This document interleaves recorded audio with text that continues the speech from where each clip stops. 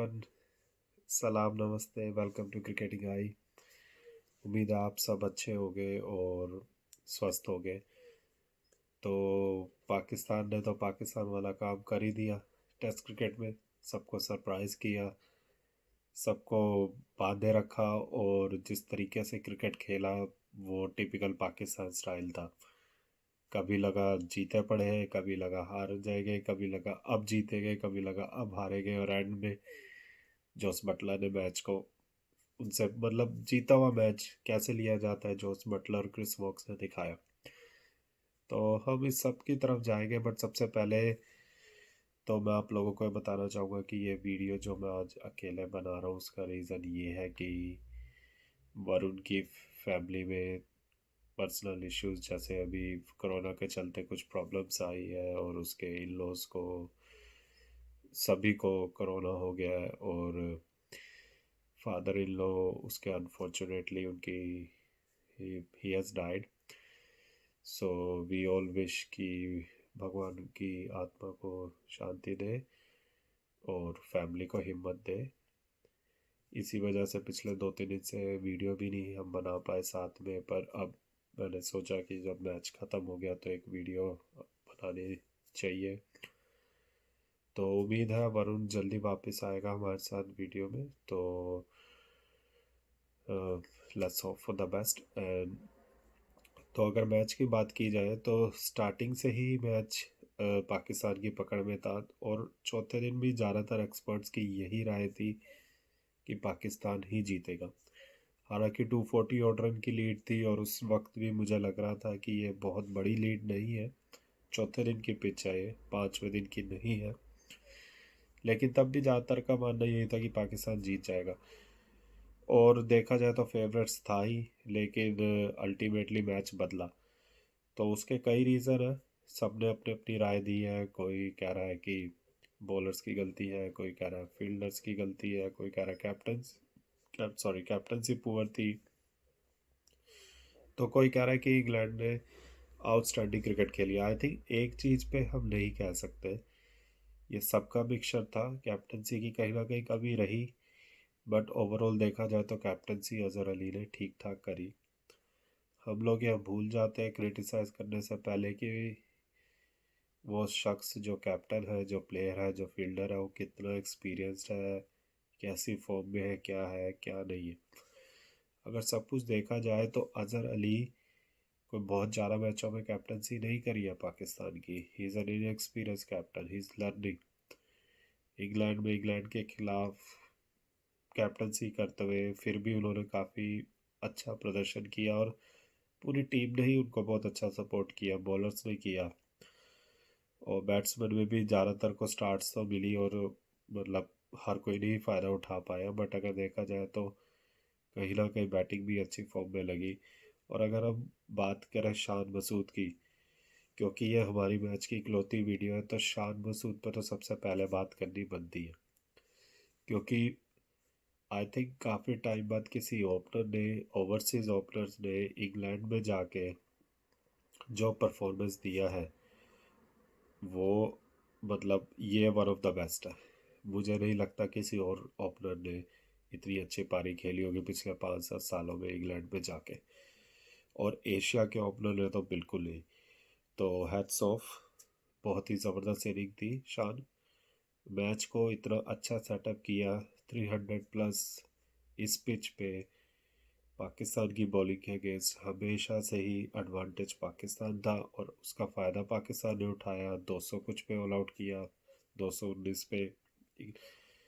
हालांकि लीड और भी ज़्यादा हो सकती थी, बट ये लीड भी काफ़ी बड़ी थी और शायद यही कहीं ना कहीं पाकिस्तान रिलैक्स हो गया। अगर हम देखें तो तीसरे दिन थोड़ी अच्छी बॉलिंग और थोड़ी पुअर बैटिंग दोनों का मिक्सचर देखा हमने। और यहीं पे पाकिस्तान इंग्लैंड को एक स्निफ, जैसे एक खुशबू सी आ गई कि हाँ वो जीत सकते हैं। अगर यही पाकिस्तान तीसरे दिन अच्छा अच्छा स्कोर बना देता, चौथे दिन थोड़ा टाइम और बैटिंग कर पाता, 250-300 350 रन बना लेता और 400 करीब की लीड दे देता, तो एक तो ये मैच 5वें दिन जाता, पिच में और ज़्यादा वेयर टेयर होता और ज़्यादा ऊपर नीचे होती। दूसरा, इंग्लैंड की टीम मेंटली और ज़्यादा थक जाती, डिमोरलाइज हो जाती, और मतलब ऑलमोस्ट इम्पॉसिबल हो जाता पूरे 400 रन 350 रन चेस करना इस पिच पे। लेकिन ये जो 260-70 का जो टारगेट दिया, ये कहीं ना कहीं इंग्लैंड को हमेशा गेम में रखा हुआ था। और इंग्लैंड की बैटिंग जितनी डीप है, जिस तरीके के बैट्समैन इनके पास नीचे आते हैं, वो अगर अपनी नेचुरल गेम खेलने पे आ जाए, जैसे हमने इस मैच में देखा, तो कितना भी अच्छा बॉलर हो वो सेटल नहीं हो सकता। उसकी लाइन और लेंथ खराब करने में ये बैट्समैन माहिर है।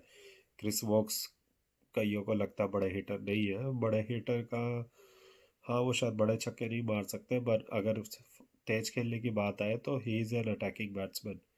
हम इंडिया के खिलाफ उनका 100 देख चुके हैं 2 साल पहले, 137 ओवर, जो कितना अटैकिंग नॉक था, जिसने मैच बदल दिया था। तो यहाँ पे भी अगर हम इस साझेदारी से पहले की बात करें, तो जो रूट ने बोला था कि दूसरे इनिंग्स में ज़्यादा पॉजिटिव इंटेंट दिखाएंगे, ज़्यादा अग्रेसिव इंटेंट दिखाएंगे, और स्ट्राइक रोटेट करके रन लेने की ज़्यादा कोशिश करेंगे, और यही हमें दिखा भी।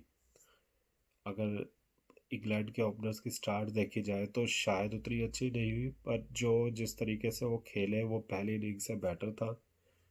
और पाकिस्तान की अच्छी बॉलिंग के बावजूद भी कभी ऐसा नहीं लगा कि वो मेंटली हार के खेल रहे हैं, वो गेम में थे।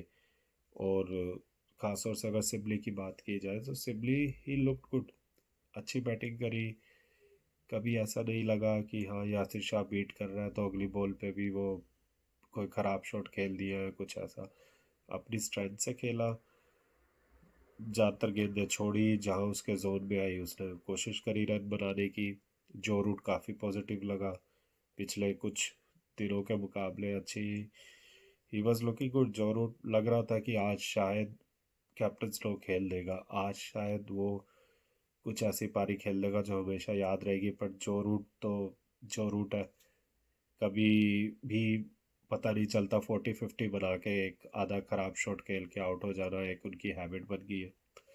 ख़राब शॉट तो नहीं कहूँगा, बट हाँ, जिस बॉल पे वो आउट हुए तो वो कहीं ना कहीं उनकी भी गलती थी। तो वहाँ पे जो मिनी कोलैप्स हुआ, वहाँ पे गेम बिल्कुल बदल गई। और वहाँ पे जहाँ पे 60-40 का रेशो चल रहा था, पाकिस्तान को एकदम ही 80-20 हो गया, क्योंकि जोस बटलर, वॉक्स और बाकी नीचे टेल बैटिंग कर सकते हैं, but still we will call them tail. तो वहाँ पे ऐसा क्या हुआ कि जिन्होंने मैच नहीं देखा, उन्हें लगेगा जोस बटलर ने आते ही छक्के मारे, या बहुत अग्रेसिवली खेला होगा, या बिल्कुल मतलब पाकिस्तान ने रबिश बॉलिंग करी होगी, फील्डिंग पुअर रही होगी। सबसे पहले तो हम पाकिस्तान की स्लिप फील्डिंग पे आते हैं। तो एक बहुत बड़ी गलती जो अज़हर अली ने करी, जो आई थिंक मोस्टली कैप्टनसी अच्छी रही, बट जहाँ इन्होंने गलती करी वो स्लिप फील्डर काफ़ी पीछे रखे, खासतौर से तीसरे और चौथे दिन की पिच पे, जहाँ बॉल थोड़ी रुक के आ रही थी, थोड़ी नीची रह रही थी, हर बॉल ऊपर नहीं आ रही थी। कई बॉलें शॉर्ट रही, स्लिप फील्डर्स के कैचेस कई जगह शॉर्ट रही। तो वहाँ पाकिस्तान कैचेस ले ही नहीं पाए, चांस ही नहीं ले पाए। जब तक तो कैच का छोड़ने का या लेने का सवाल तब उठता जब बॉल तुम्हारे पास आएगी। खासतौर से अगर हम देखें नसीम शाह, जो कि ज़्यादा हाई आर्म एक्शन से बॉल नहीं डालता, उसकी बॉल स्किड होती है, जैसे कहीं ना कहीं अगर हम कंपेयर करें अजीत आगरकर जैसा टाइप का बॉलर, या बुमराह को देख लो, मलिंगा को देख लो, वो ज़्यादा हाई आर्म से नहीं डालते, उनकी थोड़ा स्लिंगी एक्शन। तो नसीम शाह का भी एक्शन सिमिलर ही है। और इस पिच पे जहाँ ऊपर नीचे बॉल रह रही थी, उसकी कई एजेस शॉर्ट रही और बॉलर्स की भी रही, लेकिन उसके बावजूद अजहर अली ने स्लिप फील्डर्स को थोड़ा आगे नहीं करवाया। बहुत बड़ी उसकी मिस्टेक थी, क्योंकि क्या पता अगर स्टार्टिंग में एक दो कैच चली जाती, ले लेते, तो मैच का क्या परिणाम होता। जोस बटलर और भी ज़्यादा नई गेंद खेलने आता तो अलग ही रहता। और जो दूसरा जो एस्पेक्ट हम डिस्कस करना चाहेंगे, वो यासिर शाह की बॉलिंग रही।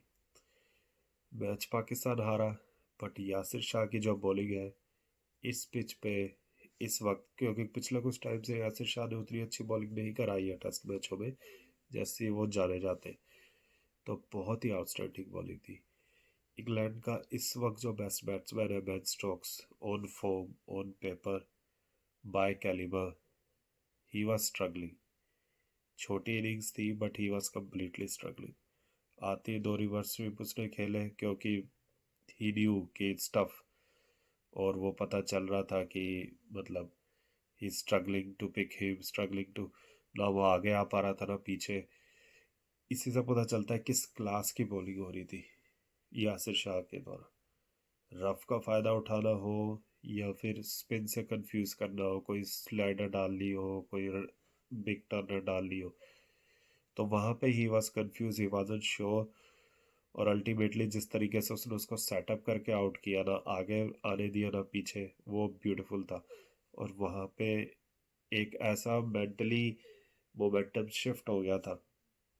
जब बेन स्टोक्स नहीं खेल सकता, कैप्टन आउट हो गया, तो और कौन खेलेगा। और जोस बटलर ने जैसा बोला कि वो, उसे लग रहा था उसकी लास्ट टेस्ट इनिंग्स होगी। जब मैं वो देख रहा था तो मुझे भी ऐसे ही लगा कि ये जोस बटलर कौन सा जोस बटलर है, ये तो पहले देखा ही नहीं। टेस्ट मैचों में तो हमेशा दूसरे तरीके से खेलता है, ये तो उसका नेचुरल तरीका है, इस तरीके से क्यों नहीं खेलता। यही चीज़ हम शुरू से कह रहे थे कि जोस बटलर को इस तरीके से खेलना चाहिए, पॉजिटिव, नॉर्मल, अग्रेसिव। और आज उसने दिखाया क्यों हम सब लोग कह रहे थे। और जो उसने इनिंग्स खेली है, उस इनिंग्स की सबसे अच्छी बात यह है कि कोई ऐसा अटैक नहीं हुआ जिसे स्लोगिंग है, कोई ऐसा अटैक नहीं हुआ कि he is playing shots in the air और बॉल जा रही है, कैचे छूट रही है। ज़्यादातर जो थे कैलकुलेटिव शॉट्स थे, कैलकुलेटिव अटैकिंग शॉट्स थे। 50% से ज़्यादा, कम, लेस देन 50% रन उनके बाउंड्रीज में थे। तो उसी से आप देख सकते हो। सबसे अच्छी बात ये रही जब 5 विकेटें गिर गई, जब वॉक्स और वो आए, तो उन्होंने एकदम अटैक किया। एकदम अटैक करने से क्या हुआ, यासिर शाह एक तो अपनी लेंथ नहीं सही पकड़ पाया, और पाकिस्तान के फास्ट बॉलर भी। और वहाँ पे पहले थोड़ा टाइम अटैक करने के बाद वो थोड़ा सा रिलैक्स हुए इंग्लैंड के दोनों बैट्समैन, क्योंकि वो समझ गए थे कि ये कहीं ना कहीं बैकफुट पर आ गए और अब वो थोड़ा आराम से स्कोर कर सकते हैं। और फिर धीरे धीरे करके मैच को कम्प्लीटली पाकिस्तान से दूर रह गए।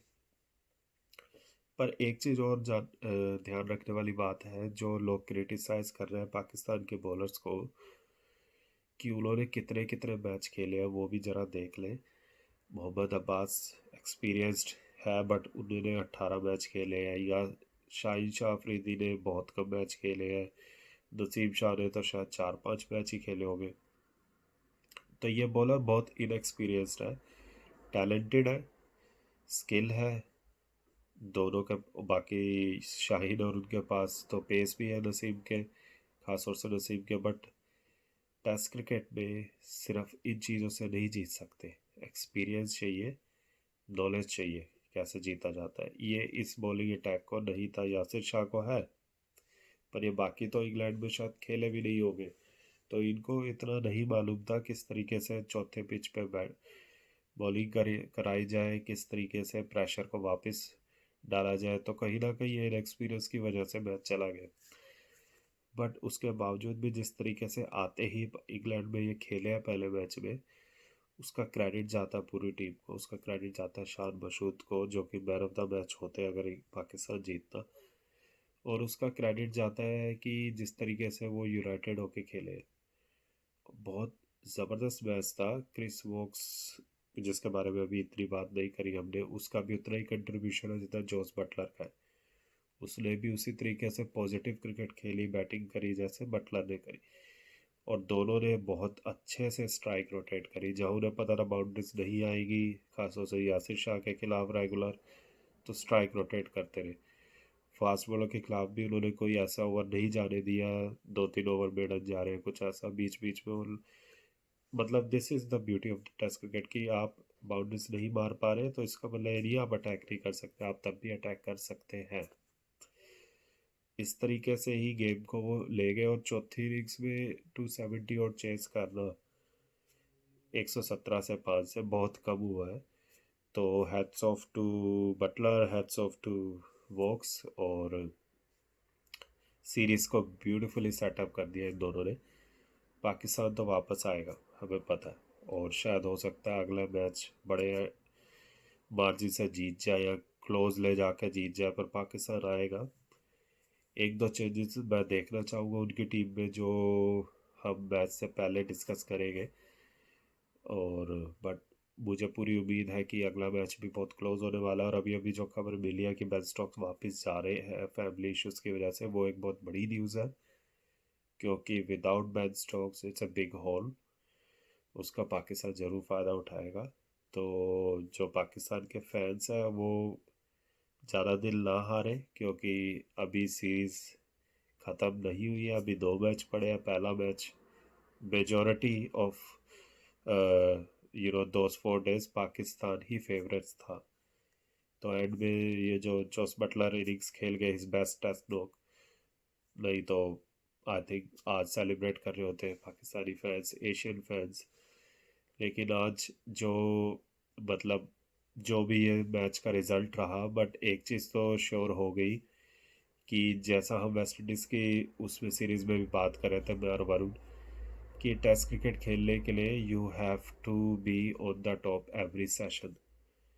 शायद ही एक सेशन हारा है पाकिस्तान पूरे मैच में, शायद तीसरे दिन का लास्ट सेशन और चौथे दिन का लास्ट सेशन, ये दो सेशन हार के उस मैच हार गए। तो दैट इज़ द ब्यूटी। तो यहाँ पे आई थिंक पाकिस्तान की यंग टीम को बहुत बड़ा लेसन मिल गया है, और उम्मीद है वो इसका फ़ायदा उठाएंगे और अगले मैच में ये गलती नहीं करेंगे जो इन्होंने करी सेकेंड इनिंग्स में, चाहे वो बैटिंग में रिलैक्स हो जाना हो या फिर जो बॉलिंग में रिलैक्स हो जाना हो। और यासिर शाह की बॉलिंग देखकर तो बस आई थिंक शेन वॉर्न के बाद अगर कोई ऐसा बॉलर आया है जो कंसिस्टेंटली टेस्ट मैचों में विकेट, लेग स्पिनर विकेट ले रहा है, तो यासिर शाह ही है। तो मैं तो ज़रूर उसका कोई स्पेल नहीं छोड़ूंगा, तो उम्मीद है आप भी ज़रूर देखेंगे। बाकी आज की ये वीडियो देखने के लिए थैंक यू, शुक्रिया, धन्यवाद। और प्लीज़ स्टे सेफ, कोरोना का टाइम है, हमारे बहुत क्लोज वालों के साथ भी ऐसी ऐसी न्यूज़ सुनने को आती है, और जो जैसे वरुण के साथ हुआ बहुत दुख है। तो मतलब उम्मीद है हर जगह ये बीमारी जल्दी ख़त्म हो, और आप लोग अपना ख्याल रखें, और प्लीज़ हमें सपोर्ट करें and keep subscribing to our channel. Thank you.